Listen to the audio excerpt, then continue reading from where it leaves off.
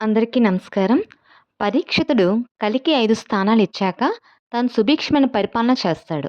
ఇలా కొంతకాలం పరిపాలించాక పరీక్షితునికి ఒక కోరిక కలుగుతుంది.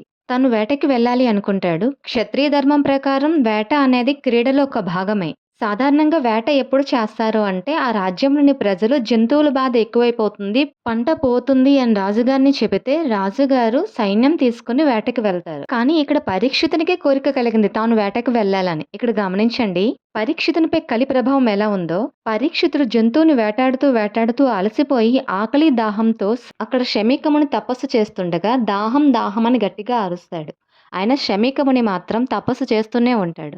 దీంతో పరీక్షితుడు కోపించి, తాను రాజునయ్యుండి నేనొచ్చి అడుగుతున్నా పట్టించుకోకుండా నన్ను అవమానిస్తావా అని కోపంతో అక్కడ చచ్చిపడి ఉన్న పామును తీసి శమీకముని మెడలో వేస్తాడు. తర్వాత ఏం జరిగిందో నెక్స్ట్ వీడియోలో తెలుసుకుందాం. Thank you to all.